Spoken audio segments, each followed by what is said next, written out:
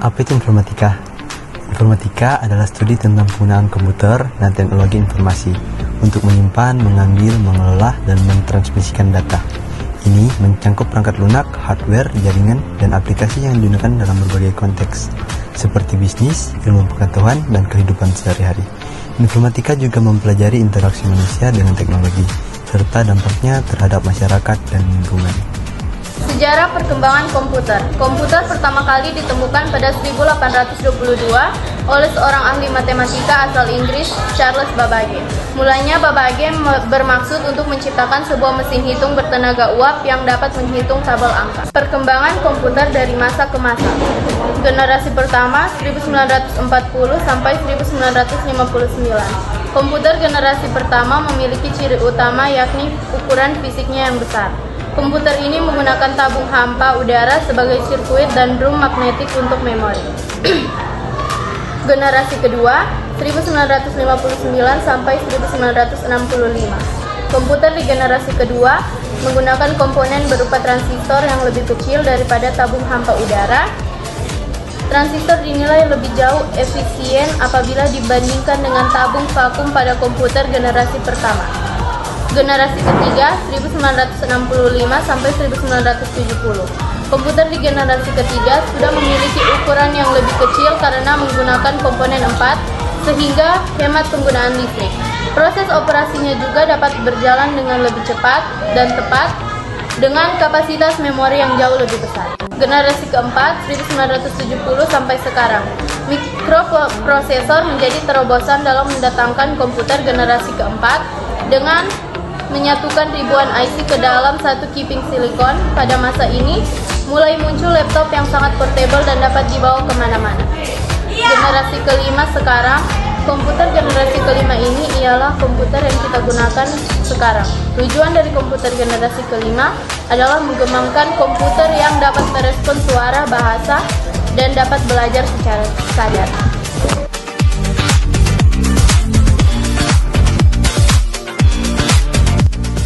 Peran informatika dalam bidang transportasi memiliki peran yang cukup penting seperti penunjuk arah atau Google Maps, pemantauan kendaraan, dan pengembangan sistem transportasi pintar yang seperti Tesla dan masih banyak lainnya. Dalam bidang pertanian juga, informatika sangat membantu dalam pengelolaan data dan pemantauan kondisi tanaman, perencanaan tanaman, dan analisis prediksi cuaca untuk meningkatkan produktivitas dan efisiensi pertanian dan masih banyak lainnya. Tujuan dari penerapan informatika dalam bidang transportasi dan pertanian adalah meningkatkan efisiensi keselamatan dan kenyamanan dalam mobilitas masyarakat. Dengan sistem informasi yang terintegrasi, pengelolaan lalu lintas dapat dioptimalkan untuk mengurangi kemacetan dan waktu perjalanan. Selain itu, pemantauan kendaraan secara real-time memungkinkan respons cepat terhadap situasi darurat dan memberikan informasi yang lebih akurat kepada pengguna jalan. Sementara penggunaan teknologi yang ramah lingkungan membantu dalam upaya menjaga keberlanjutan lingkungan dan mengurangi emisi gas rumah kaca.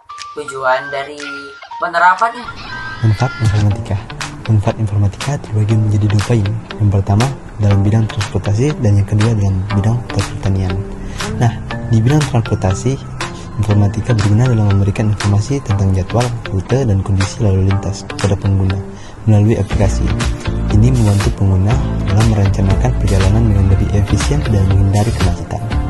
Dan sedangkan dalam bidang pertanian, informatika berguna dalam penggunaan sensor dan teknologi pemantauan yang memungkinkan para petani untuk memonitoring kondisi tanah, cuaca, dan tanaman secara real time. Ini memberikan informasi yang sangat berharga bagi petani untuk membuat keputusan yang lebih baik terkait waktu penyiraman, pemupukan, pelindungan tanaman dari hama dan penyakit, serta panen yang lebih optimal. Nah, sekarang kita akan membahas tentang dampak negatifnya.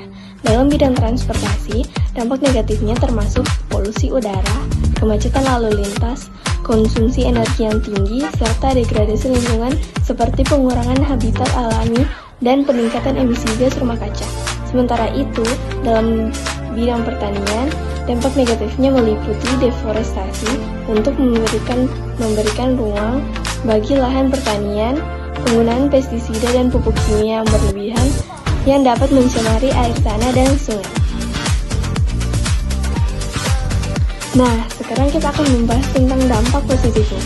Dalam bidang transportasi, dampak positifnya termasuk kemudahan mobilitas, pertumbuhan ekonomi, dan aksesibilitas yang lebih baik.